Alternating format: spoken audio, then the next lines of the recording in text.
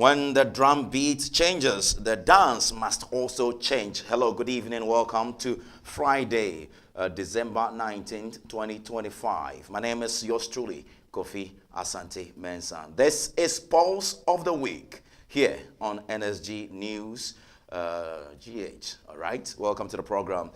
This bulletin is coming to you live from Jacana Street, JD 3047101, our digital address from Amahia Adenta in the Republic of Ghana, Accra. Welcome to the bulletin. Once again, it's Kofi Asante Mensah. Wherever you are watching us from, we are glad you've joined us. Please share our link and also drop some few comments. You can see our link on the screen right now, or our social media platform. This is the program that breaks major news items in the Republic of Ghana to the barest minimum for your consumption. And we are here to do just that. I have updates for you. When I return from this breather, I'll share with you major details of news here in Ghana. Please stay with me.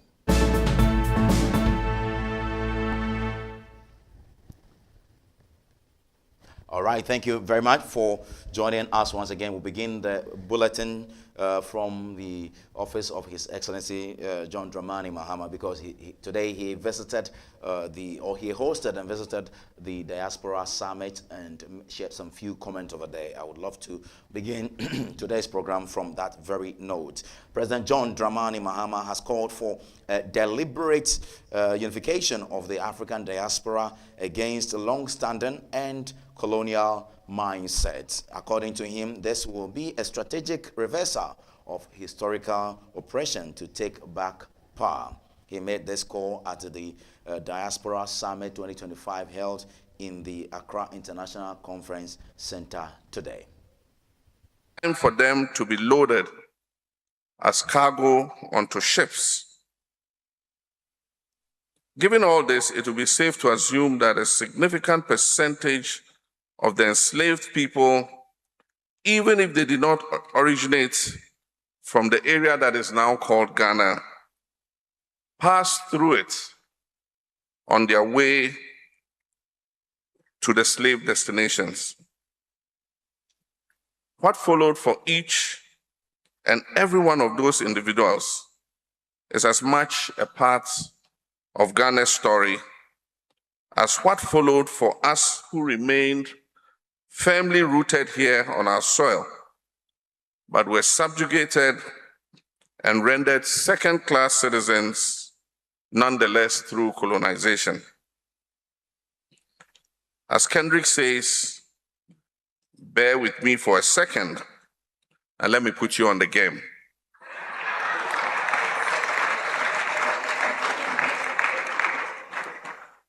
The Portuguese were the first Europeans to land on our shores. They began the practice of extraction of gold, copper, ivory, chili peppers, and then eventually they moved on to the extraction of human beings. It was the Portuguese who gave the River Volta its name. Volta in Portuguese means to return. They used the River Volta as a kind of boundary. It was the farthest they could travel. Once there, they had to turn around and begin their return. The Portuguese, who were superb shipwrights and navigators, therefore called Volta do Mar, which literally translates as Dr. Mohammed Ibn Chambas, AU High Representative for Silencing the Guns, commends Ghana's leadership, vision, and commitment to Africa diaspora unity, delivering a solidarity message from AU Chairperson, His Excellency Mahmoud Ali Yusuf at the Diaspora Summit 2025 has this to say. Ezezima Yasimbe, Président du Conseil de Togo, honorable ministers our esteemed traditional leaders, our brothers and sisters from the diaspora, allow me to stand on the protocols established.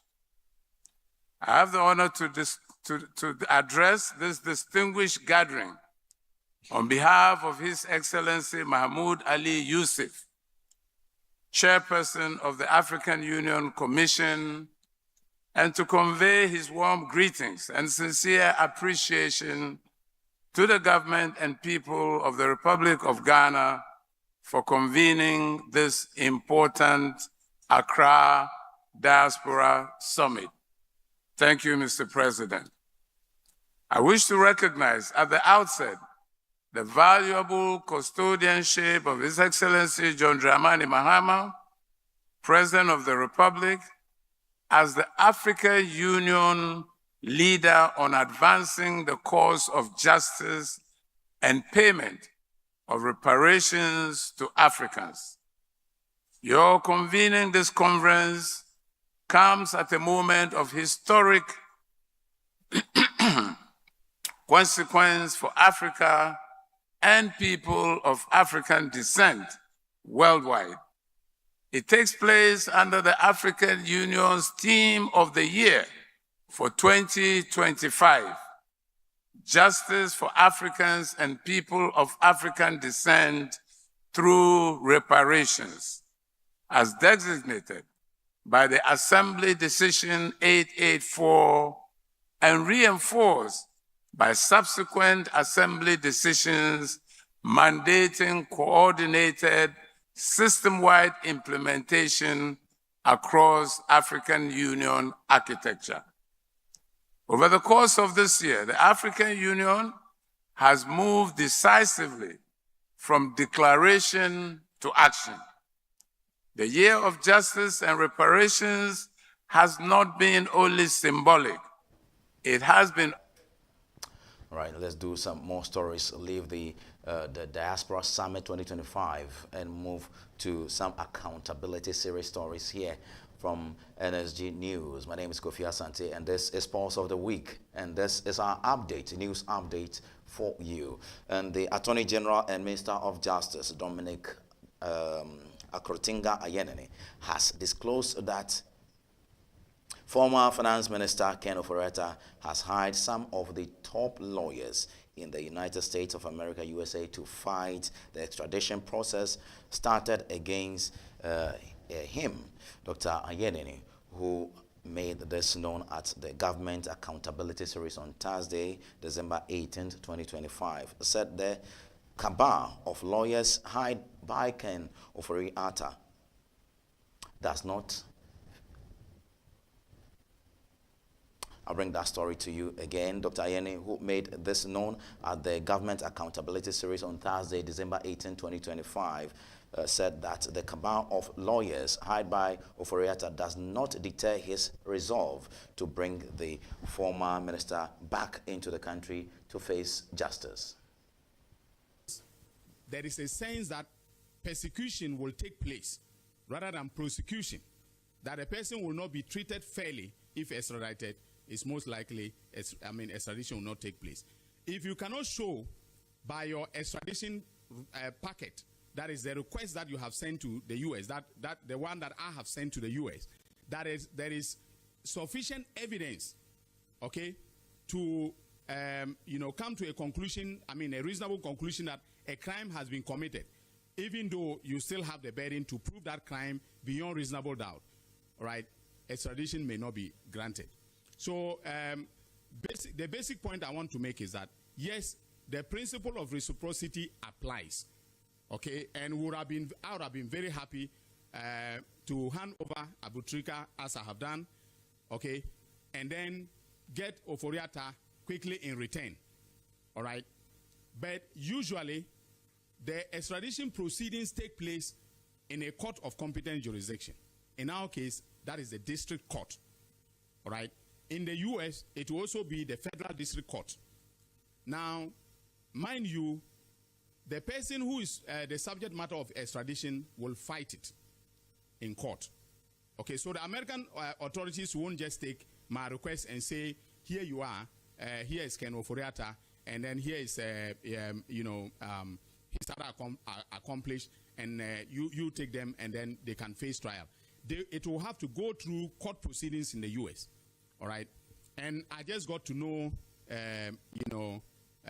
that he has hired some of the top, yesterday I got to know that he has hired some of the top lawyers in the United States of America, very experienced lawyers to, defend him. Now, I'm not afraid at all, all right?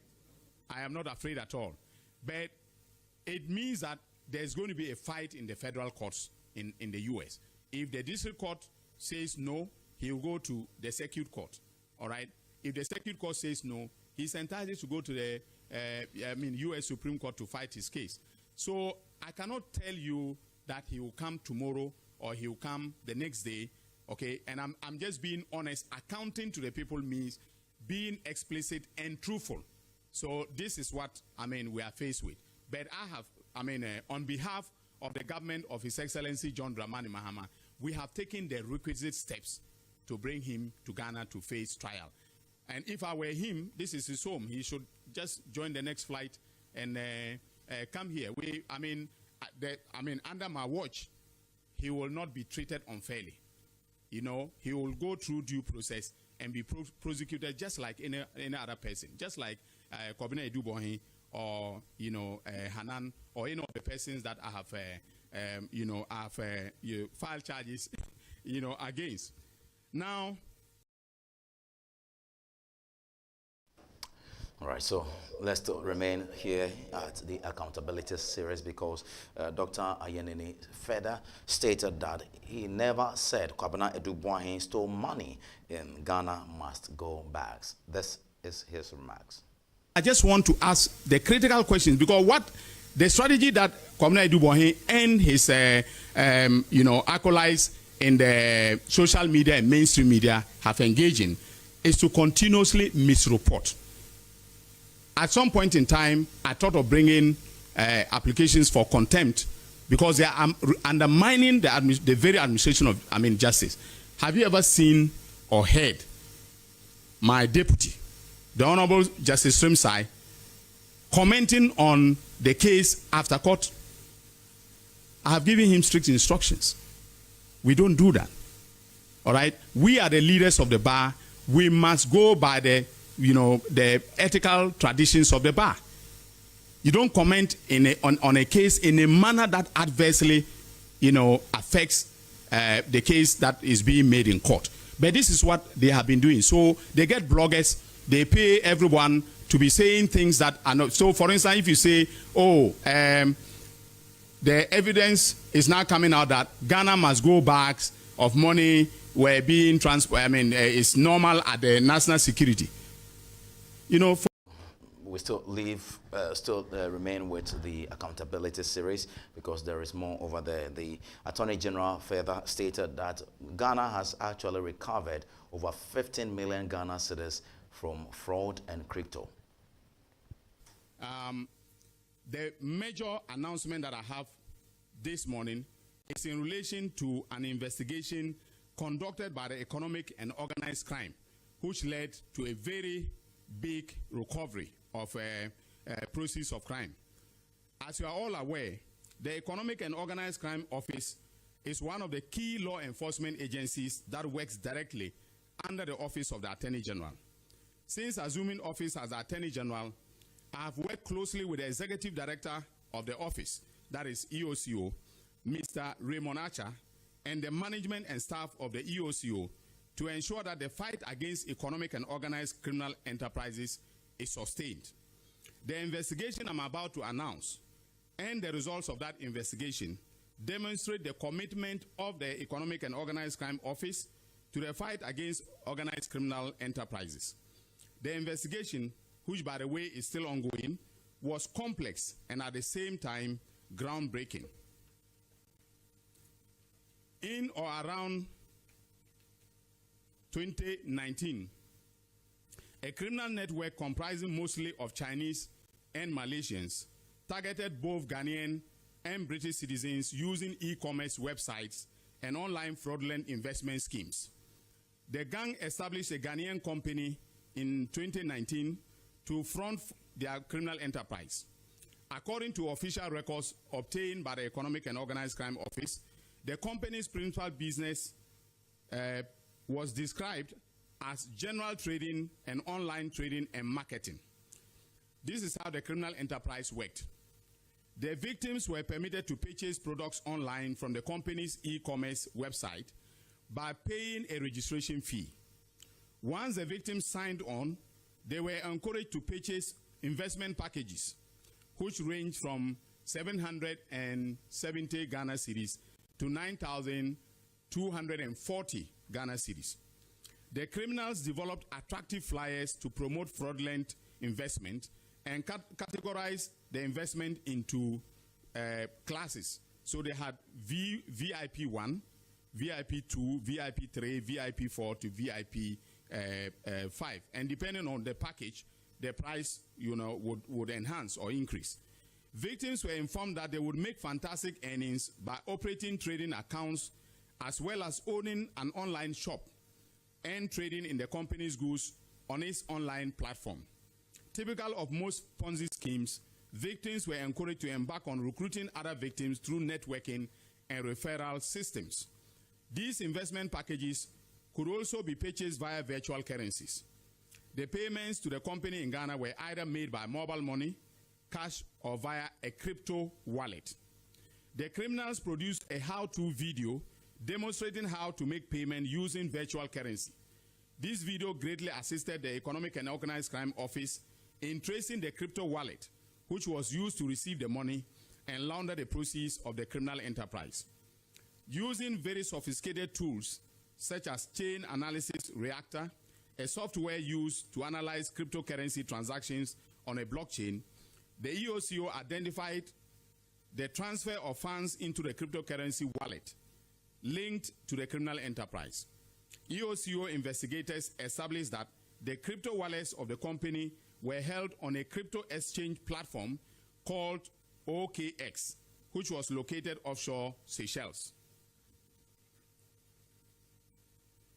As it turned out, OKX's own internal investigation suggested that the criminal cluster, which EOCO was pursuing, had been found to be fraudulent. The suspicion of fraud stemmed from the fact that over 1,000 transactions from this cluster originated from a particular computer IP address and from a particular location, suggesting the transactions must have been done by an individual. EOCO obtained KYC, which is Know Your Customer information from OKX, who showed that the owner of the crypto wallet, a Chinese national who worked in Ghana under a residence permit and also worked for the company which was used to defraud several Ghanaians and British citizens. This Chinese individual was also named by Ghanaian victims as a person who directly received funds from them in respect of the fraudulent investment scheme. Having connected the dots, EOCO managed to freeze the tainted wallets and serve the freezing order on OKX. The office also worked with OKX to notify the holders of the wallets. Realizing that the wallets had been frozen, the suspects sent emissaries to inquire why their wallets had been frozen. EOCO informed the suspects about the reasons for freezing the wallets and invited them to come to Ghana for further investigation. In the course of the investigation, the company which was used to defraud Ghanaians and British victims was closed down and its operations disappeared into thin air. Faced with a daunting task, EOCO applied to the Malaysian authorities for mutual legal assistance with a view to tracking down the directors of the criminal enterprise, which it had established through investigations was Malaysian. There was no response from the Malaysian authorities. EOCO became aware that the criminal scheme, which was operated and promoted by Chinese and Malaysian nationals, was a global operation that targeted victims in developing countries in Africa. Therefore, and faced with the lack of cooperation from the Asian authorities, EOCO turned to the National Crime Agency. Still remaining with the accountability series by the Attorney General. The Attorney General and Minister of Justice, Dr. Dominic Akrotinga Ayenene, has said he would be glad to hand over Frederick Kumi, widely known as Abu Trigger, in exchange for the former Minister of Finance, Ken Ofori-Atta, following his arrest in Ghana.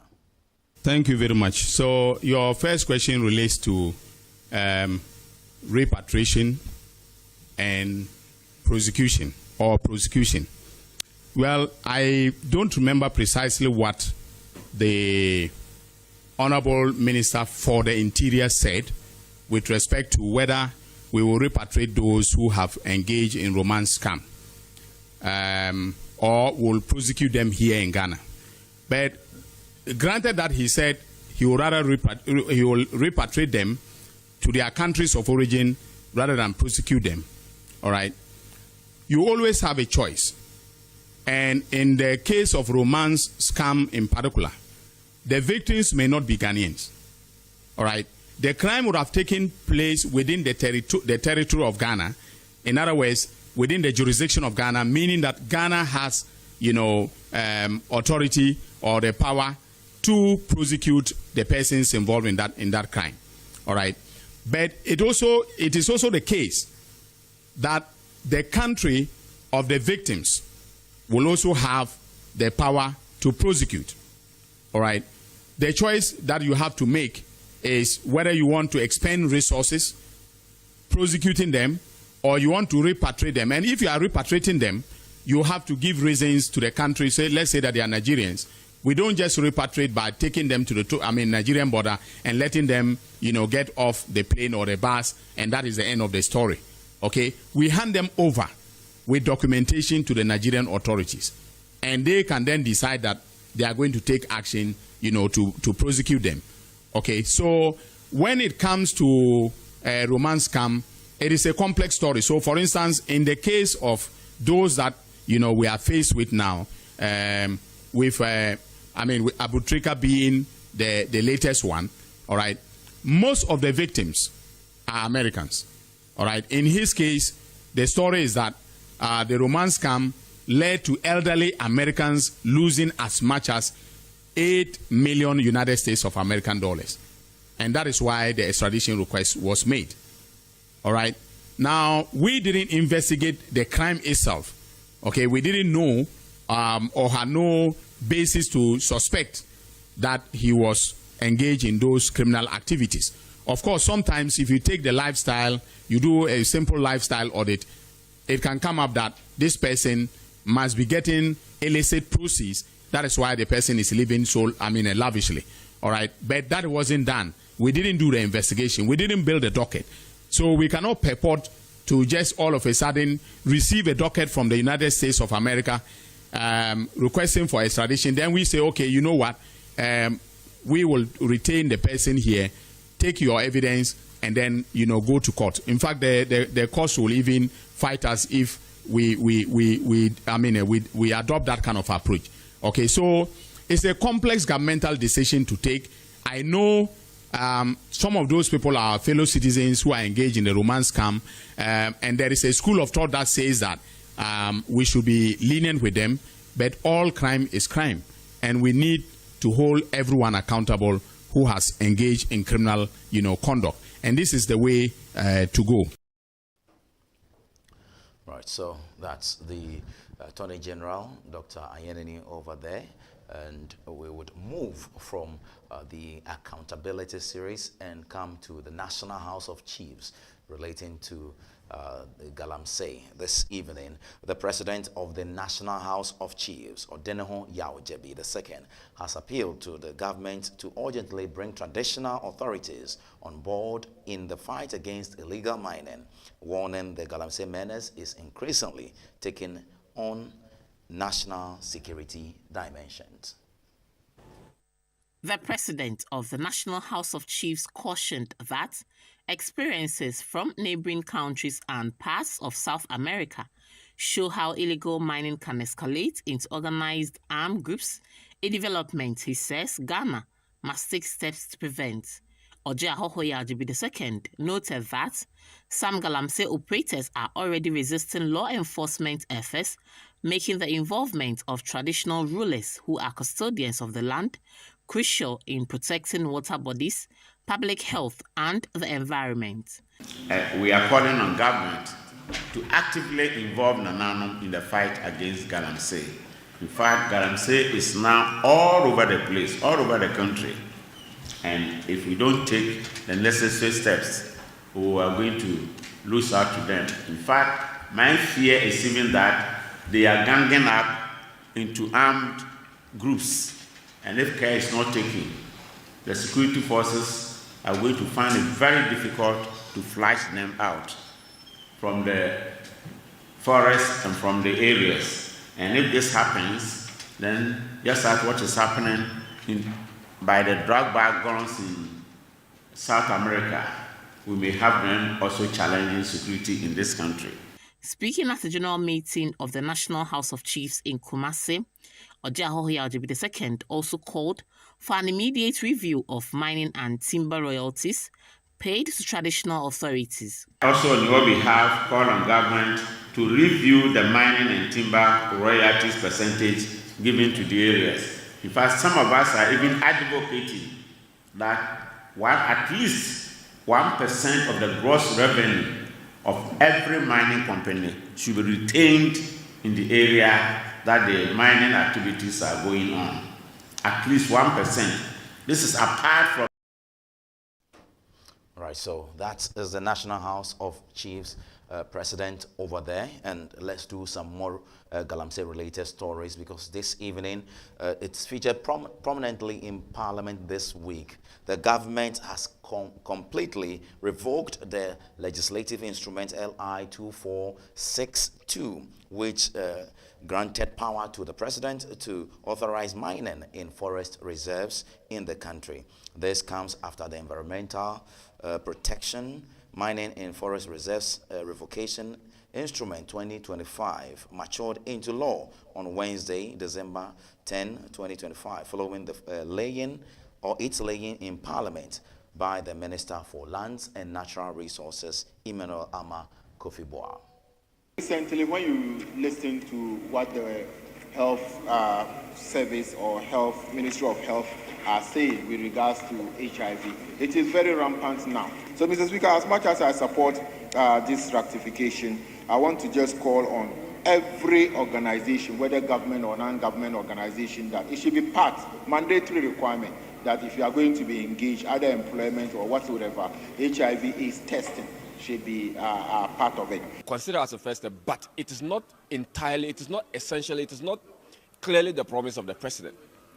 You said they wanted to stop illegal mining, and illegal mining is not only happening in forests, it is happening in water bodies, it is happening in homes, it is happening in communities, within settlements. The president does not need, actually, to revoke the law allowing him to allow mining in forest reserves, because the president can decide to say that I'm not going to allow, right?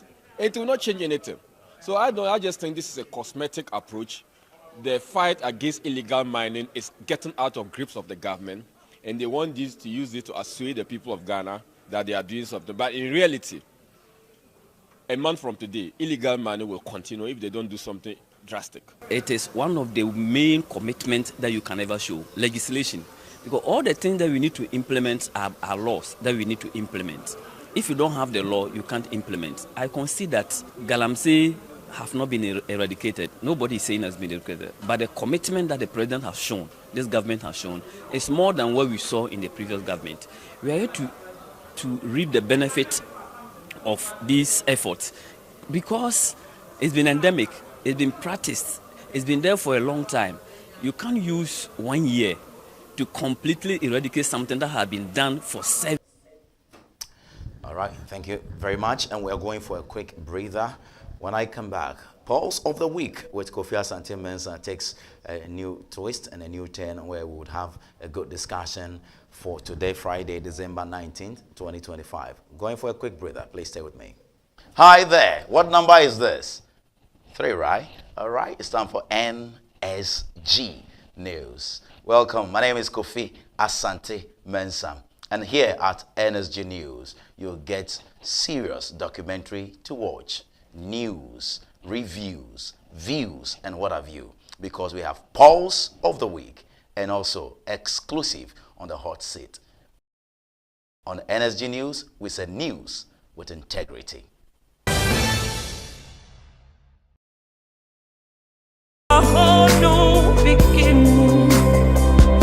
Get used to it. I have stepped into my new beginning. Yesterday is gone. Yesterday of darkness is gone. A whole new beginning. Yeah, yeah, yeah. Get used to it. I've stepped into my new level. See me walking me flying on eagle's wing. A whole new beginning.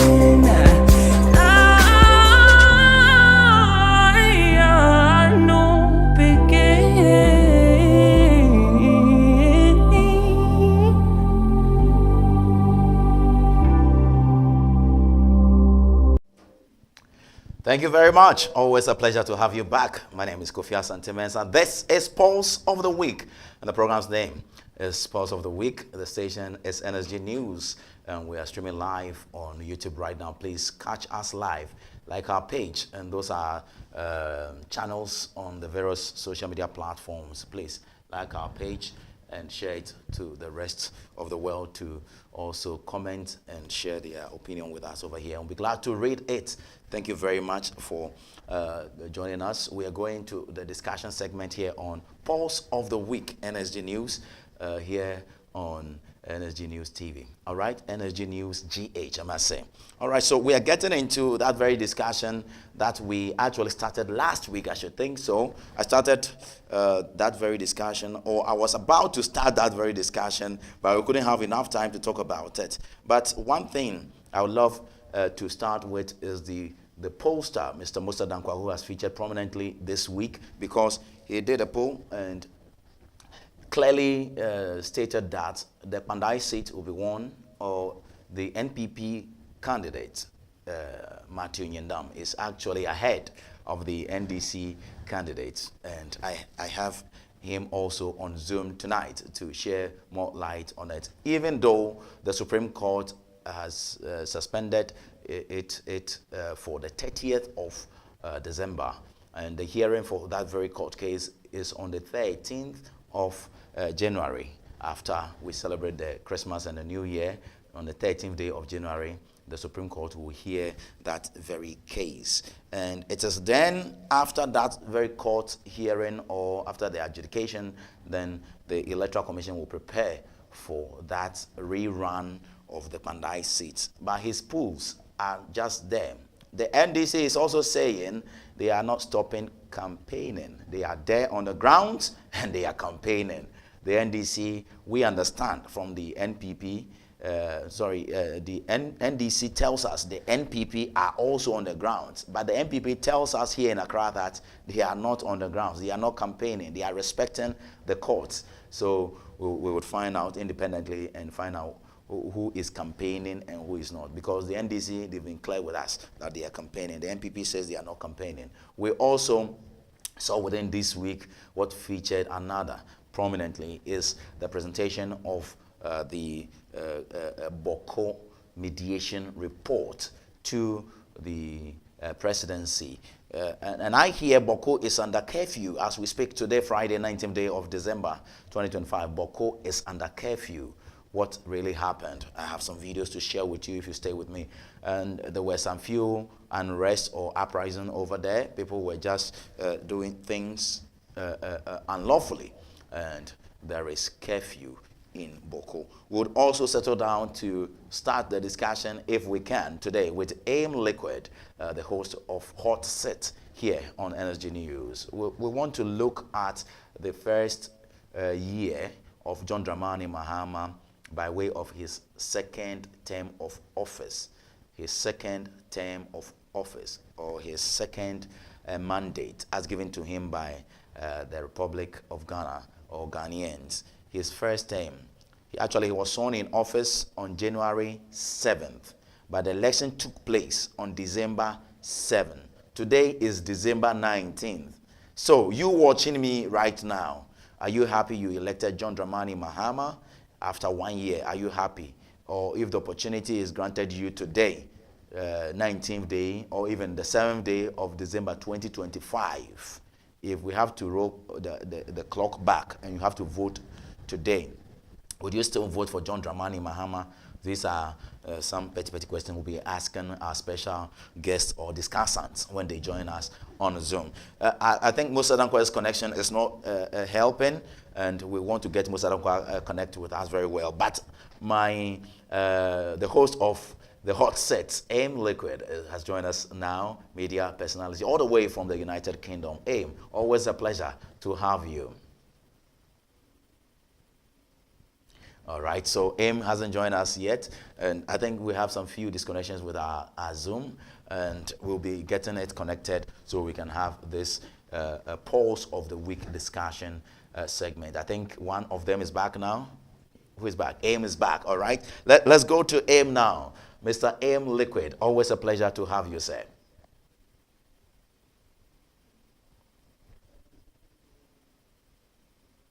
All right, maybe you would have to speak up a little bit, and I didn't hear a thing you said. I didn't hear anything.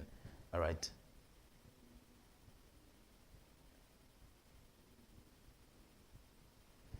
Well, I still can't hear anything. Let's resolve this quickly and get Aim to share his opinion with us and get it started. Today we'll start with Aim, and we'll talk about the diaspora summit. What are the relevance of this summit? We love talking, Africa and Ghana. We are not ready to move into action.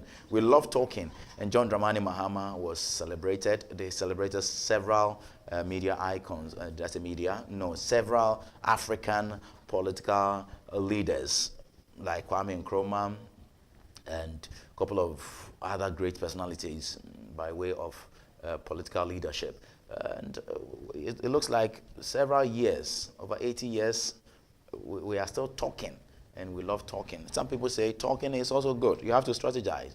You have to dig into people's mind, ideas. And Nkrumah did the same. He organized people together, OAU.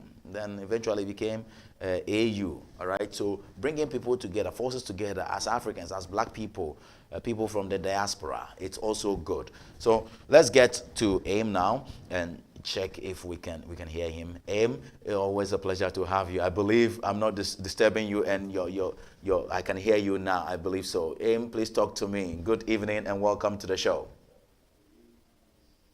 Thank you, Kofi Asante Mensa. It's a pleasure and it's a privilege that you invite me over. Aim, let's talk that quickly. So I was talking about the importance of this Africa or the Diaspora Summit as held today. About 17 regions came together to hold this Diaspora Summit. What's the purpose of this Diaspora Summit? They have been sharing with us. John Mahama has been talking about it, and people are being celebrated. Today, we want to dig deep and see if this is very viable in this 21st century. 2025, we are still talking. Why? Is it good to be talking? Some say we are netto. No action, talk only. Aim, it's good to have you. Please, do I have Aim on the line? Thank you very much, Aim. It's good to have you. Please, are we becoming netto?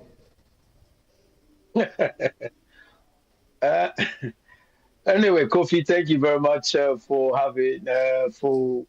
bringing me onto your show one more time. And I hope I've been making sense with what I say, because the way I look at things is different. And I go to the basics of things. Diaspora Summit. Talking, yes, we've been talking. And we've been talking.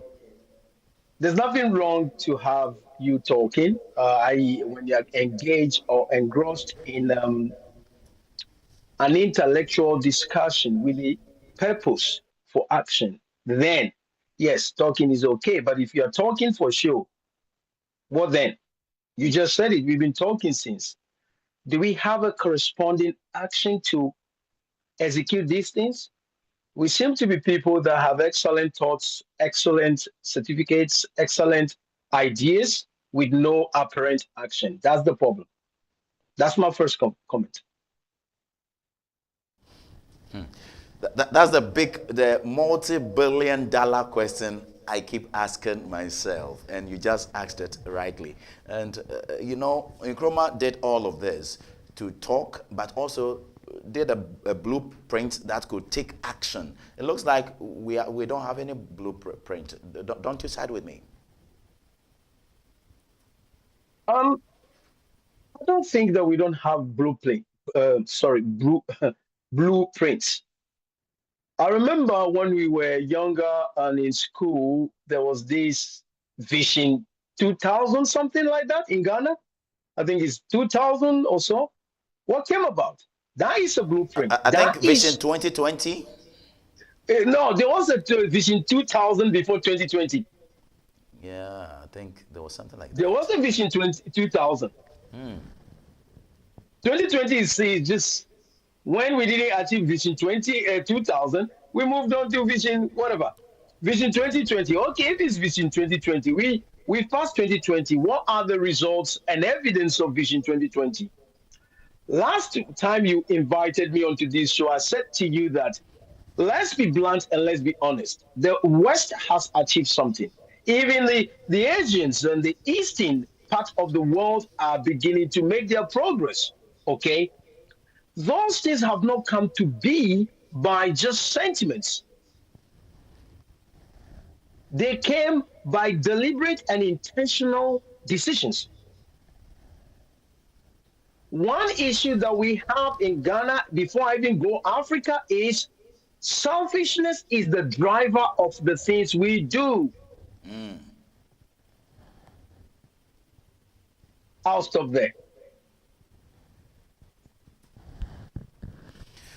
I'll stop there for now. Because if you have $600 million to construct a road from Accra to Kumasi or to Tamale, for the goods that come from the north to come to the south so we can ship them, and you are consciously making effort to make sure that money doesn't go to the project, tell me it's not selfishness.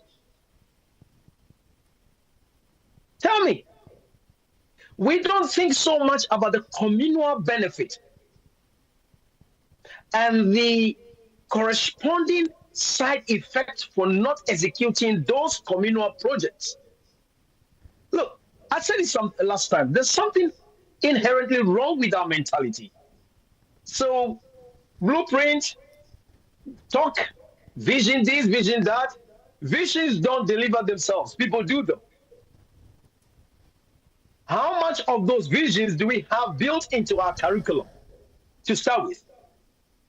One of the easiest ways to destroy a country is to destroy their education. And since we have faltered with our education, this is why Ghana is struggling. Don't tell me SSC is better than when we used to have O levels and A levels. All individuals that applaud SSC and whatever it is that we have now, they don't love country.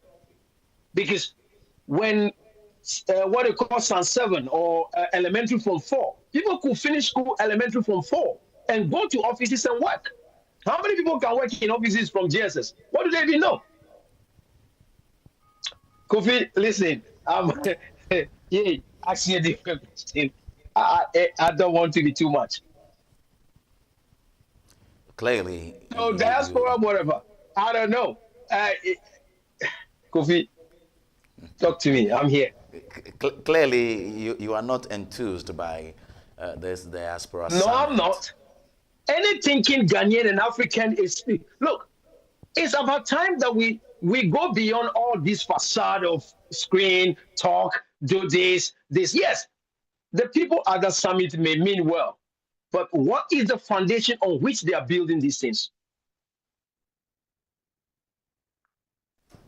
It's early on into this discussion, but I'm already charged up because I love Ghana so much, and I look at us and I said, what is wrong with us? Let's leave that. It's Friday, so I right. want us to. Let's stay with it. Okay, look, I'm looking at something here. President Mahama pushes for reparations, calls for United Africa Front at Diaspora Summit. Reparations. We're still caught up in the past of things. What about today? What about tomorrow? Okay, preparations. Yeah. He actually said Kofi? it at the 80th UN anniversary when he delivered a speech at the United Nations Assembly. Yes, he did. I applaud him for that speech. That was the best that Ghana has ever given so far. Because for me, I believe the United Nations General Assembly is the time for you to table your grievances, how the union is not benefiting your nation. But I know the last time our president and Akufo-Addo was there, I don't know what he was talking about. I mean, that will not inure to anything beneficial in our country. Go tell them about your project. How are they going to help you? That union is to function in a way that all the member states benefit. So when you go to the General Assembly debate, you speak like the Mahama spoke. That is the kind of speaking you have to speak. Call to question the things that are not working for us.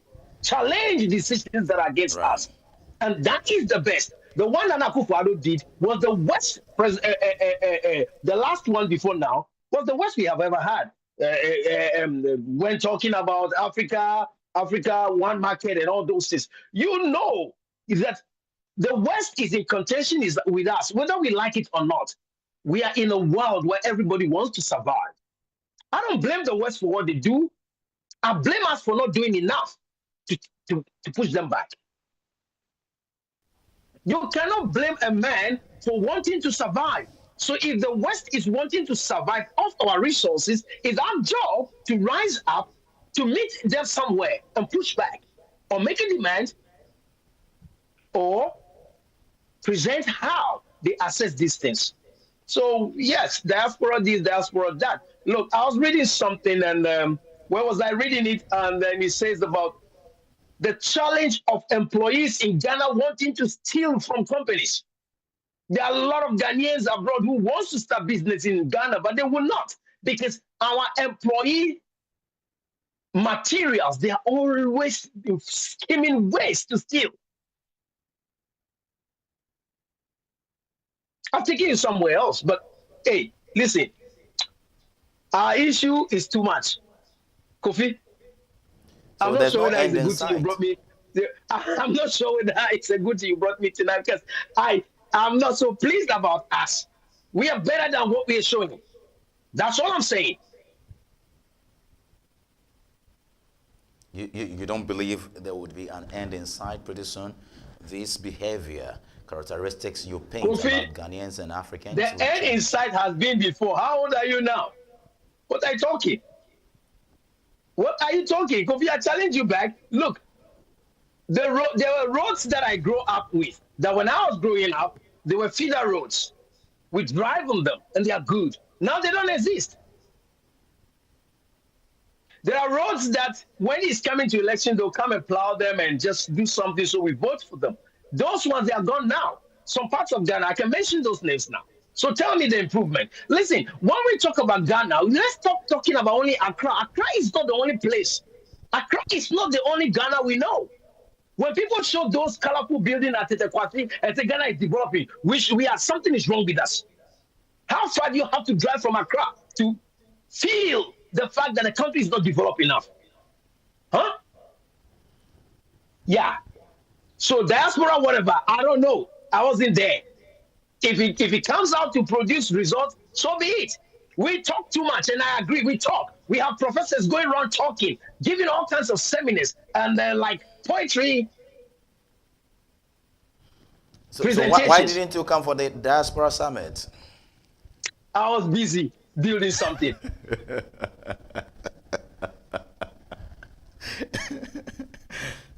Let me leave you on that. Let's move on to our second subject for discussion this evening. Kofi, I am not saying it is not a good move. If that summit produces networking, we don't even trust ourselves to network, Kofi.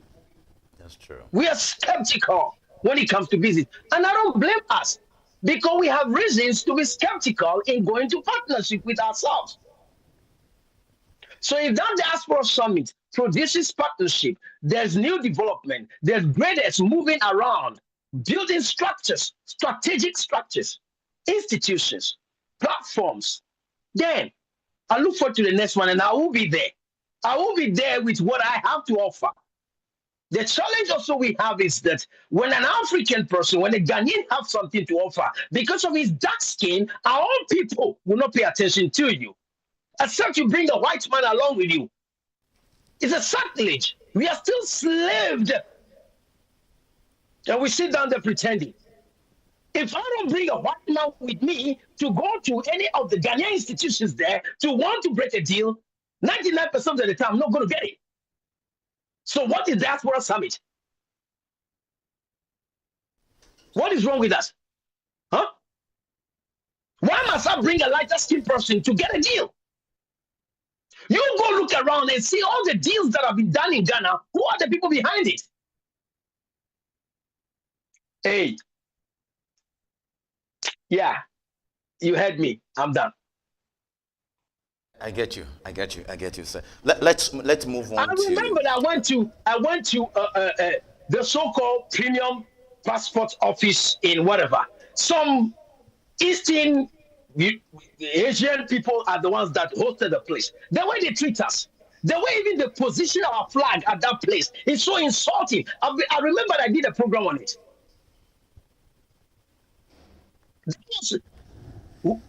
Whoever gave that contract, how they gave that contract, they call it premium service. You go there and see what the experience was. I was so cross. I've been there before. Even my 6-year-old son, I was so cross with the whole program when we went there.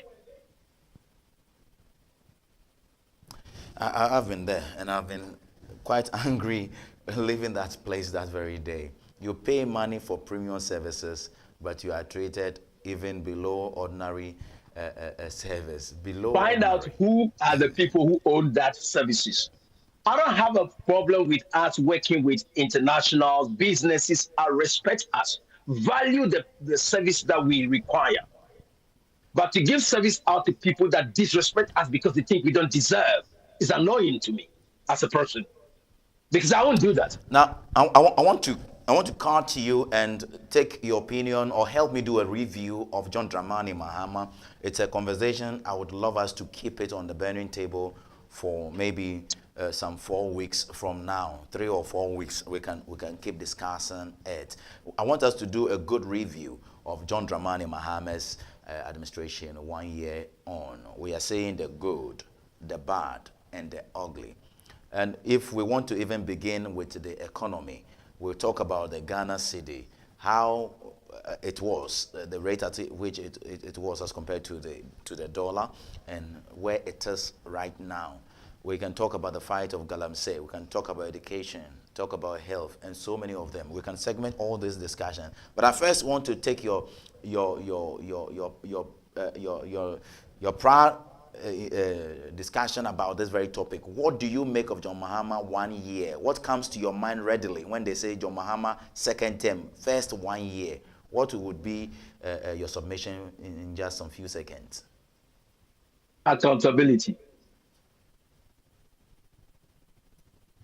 He's been very accountable. One word, accountability. I said so because I said accountability because since they took office, at least they bring things out to the limelight as to what they're doing, what is going on. I'm not saying everything is up to scratch, but seems they are ready to respond to any concerns or queries that are coming through. Okay, from the Ministry of Foreign Affairs down to the Communications Ministry. There's been a lot of communications coming out with an intention to let the people know what is going on. Something that I think, I may be wrong, was not expressly available in the previous government. They were rather, I felt like they were suppressing information when they were challenged, when they think things are wrong. They don't want to come out with what it is, but they kind of suppressing information, as I think.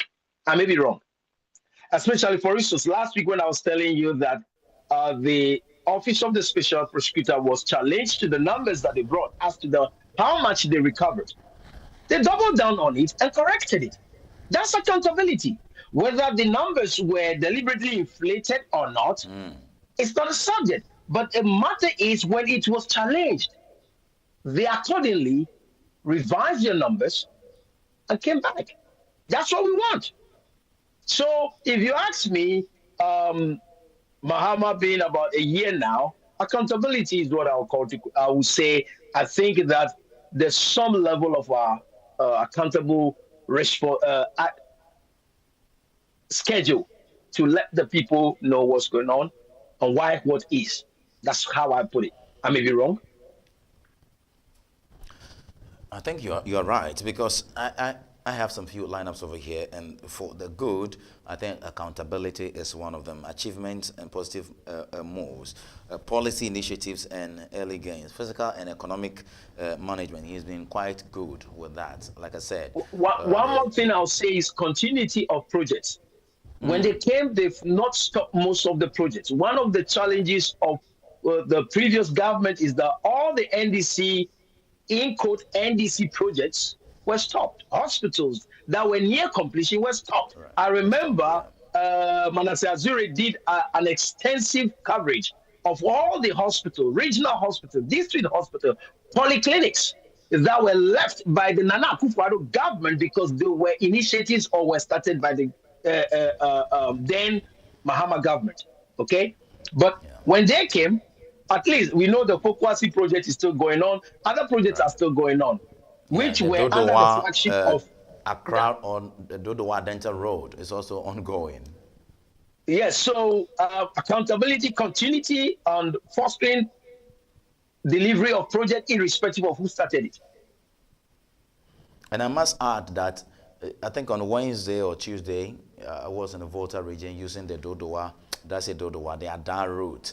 I could see Saglame housing that he left and wasn't continued by the Akufo-Addo administration being refurbished. I think I saw some few works being done over there, and it tells me he really wants to come back and do very good. I would also mention anti-corruption and governance reform. I think with issues which has to do with oral and things like that are also, people are expecting more accountability to nip corruption in the bud and do more. Grab people, put them behind bars. If they go through the judiciary or the legal system and they fall foul of it, they go behind bars, that's fine. So people are expecting a lot of accountability in that regard as well. How about job opportunities? Has he been able to open up the doors for young people by way of jobs? What will be our assessment on John Mahama for the first 1 year?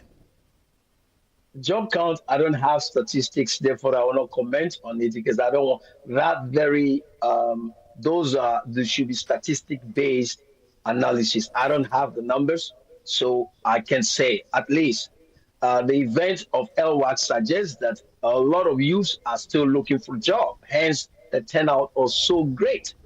But maybe if when Musa comes on the show, he might have numbers to tell us what it looks like. But I have not looked at those numbers. Maybe I have but some numbers I can share with you is the 1 million, the coders program. They have done the apprenticeship program. They have also started the Ejumewura program. They have started. They have even started the Nkokon Ketenkete and all those things.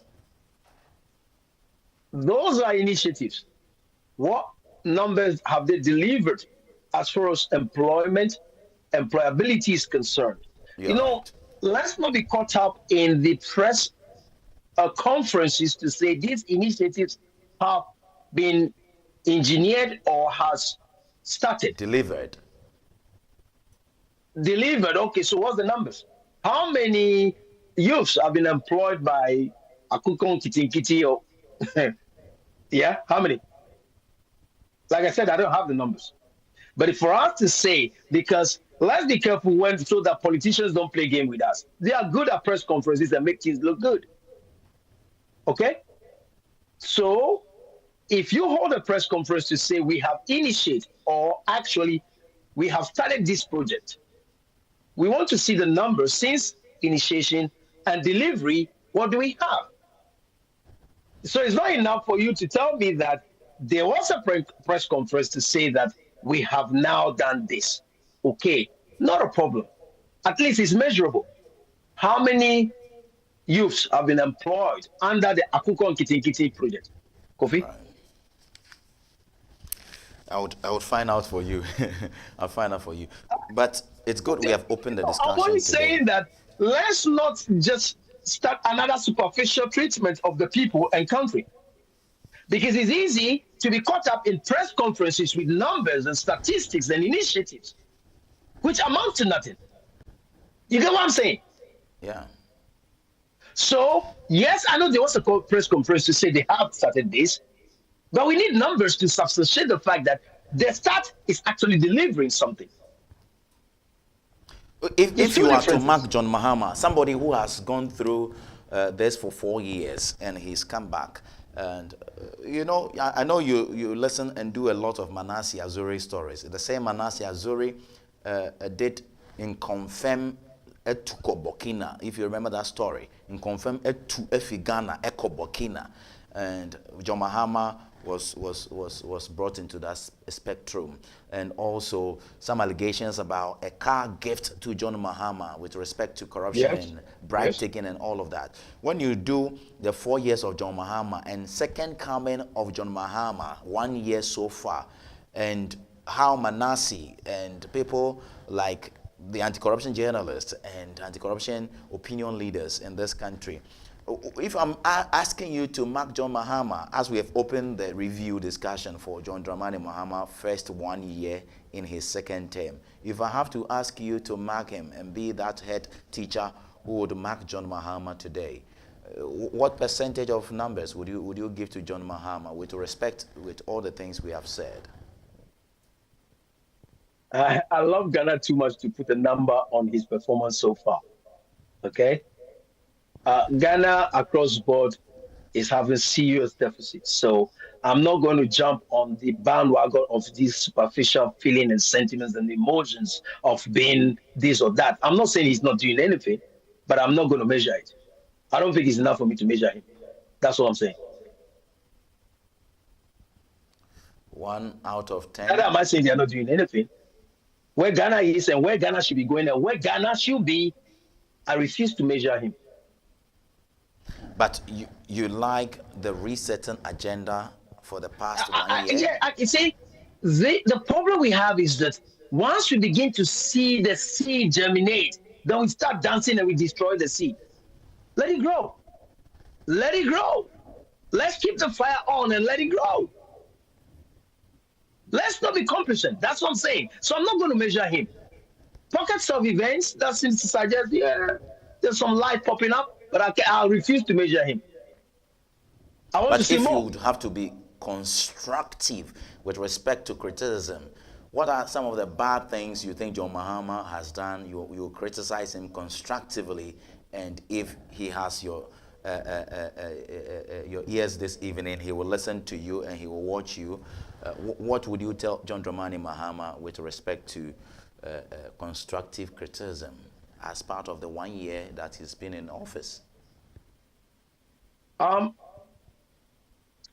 don't like to dwell on the bad things. I love to, because when we amplify the good enough, bad becomes absent. If everybody is going to keep their cues and run it as it should be, the government system is running as a clock machine, it should be fine. Personally, I believe that Mahama has this genuine desire to make a difference.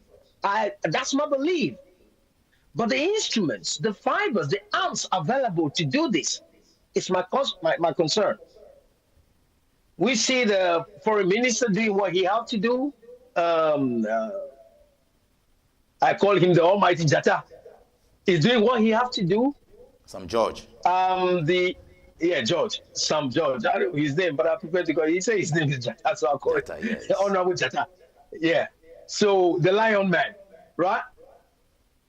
All this would come together to reflect on what my challenge to him will be if it comes to your notice that some of these guys are under changing country, people, your instructions and order. Would you be bold enough to remove them or replace them? That will be the first caution I'll give him, because the challenge we have had over the years is the refusal of the president to act when it becomes apparent that the appointees are failing. Who is failing so far? So if there's, I would caution him to say, like, yeah, this is your last term. Of course, I know there are some other people from different countries is calling for a third term, subject for another day, or maybe you have it to ask. I'll say what I want to say. But if that is not a subject to concern, or it's not going to happen, these 4 years is your legacy term. That will involve you firing people and replacing people, if you really want to achieve it. Because let's be honest, the challenges we have had over the years is the appointees becomes very questionable in their behaviors. And that rubs off the president. I believe that all the presidents we have ever had, they have good intention to make a change in the country, to make a big difference. But where they fail is the inability or the refusal to act when it becomes evident that their appointees are failing, corrupt, mismanaging, and committing all kinds of malfeasances. That's what I'll call to question, and that's what I will caution him for. If I have the privilege of sitting with him, I say, sir, I trust your heart is clean to make a difference in country, but you're not everywhere. So when it comes to your attention that someone is acting funny, effectively remove them and replace them. That sends a serious signal, and the rest will sit up. I think I'm not saying there is.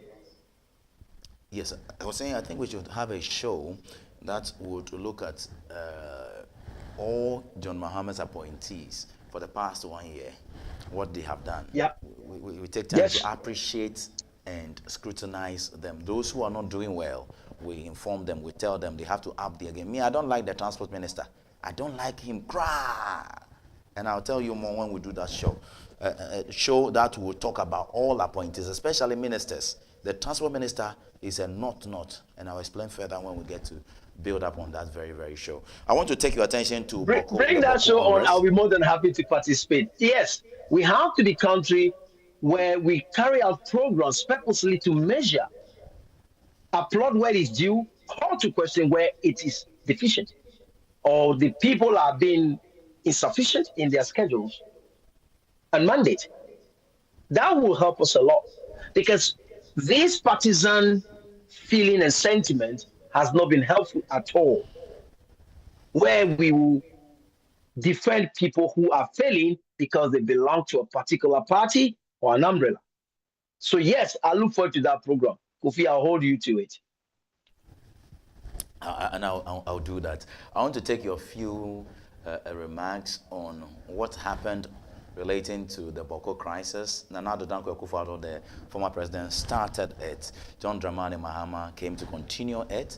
And Otumfuo said to Agyeman II, he was left by the president, John Dramani Mahama, to finish the mediation. He has finished, presented his report to His Excellency the President, and John Mahama has issued a 2-page statement, and I'm sure you are aware of what John Mahama has indicated, including a 1 billion revitalization of Boko development and a couple of others. But the big news is that we are hearing some unrest in the Boko enclave of our country, and we are not happy with it at all. We understand the Interior Minister or the IGP have put curfew on Boko, which is not a good development. Quite a few remarks on Boko before we go.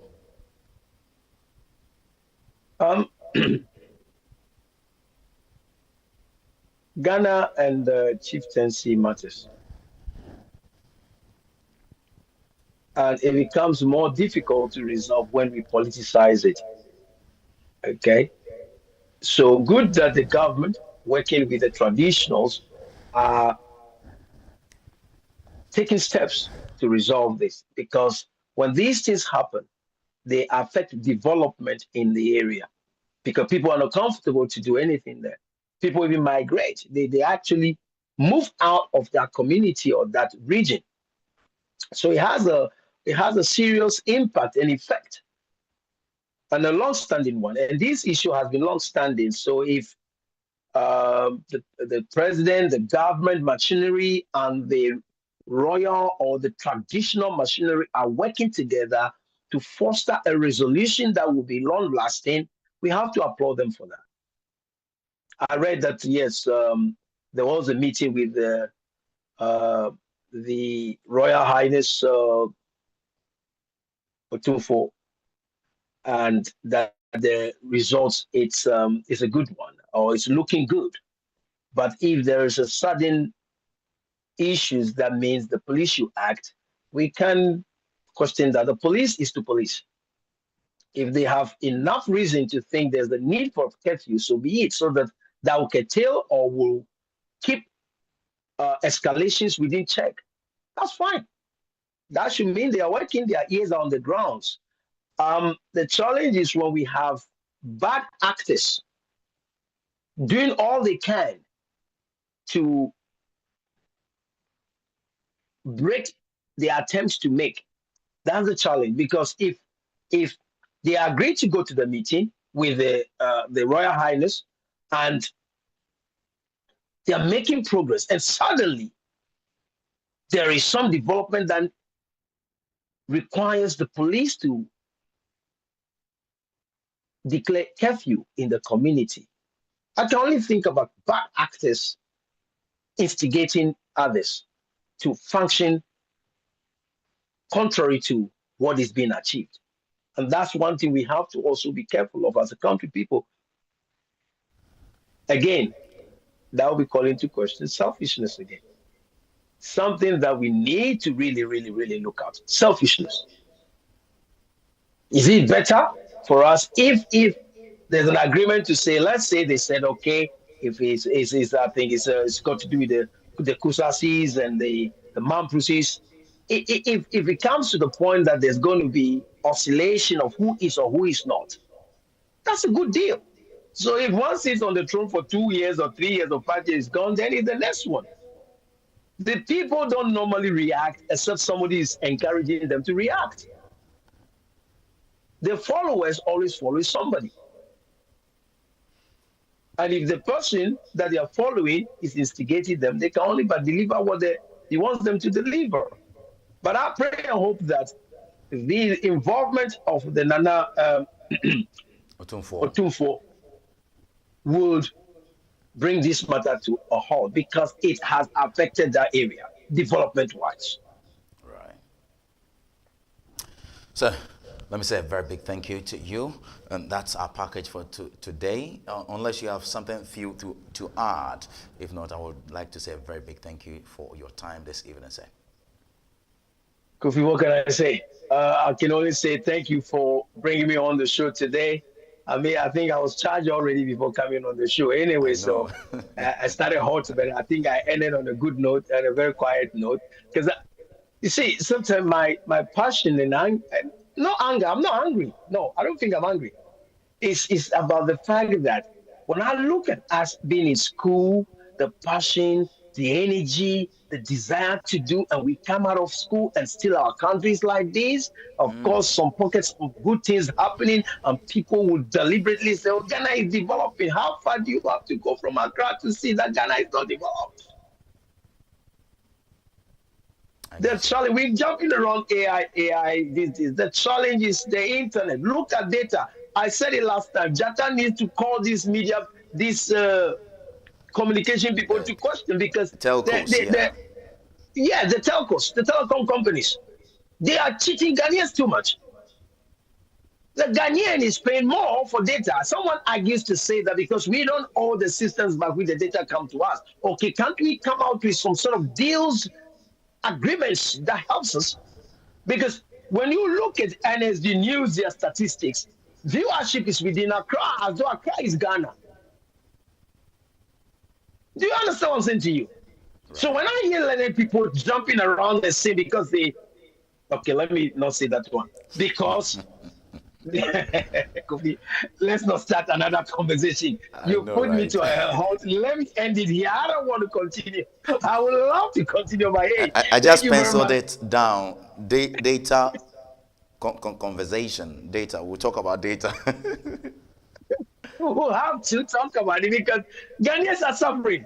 Yeah. Ghanaians are suffering under this data because they're not helping us. We are in the internet age, but majority of the internet activities is in Accra. Being online, viewing, watching videos, programs, and all these things. Accra is not Ghana. Ghana is bigger than Accra.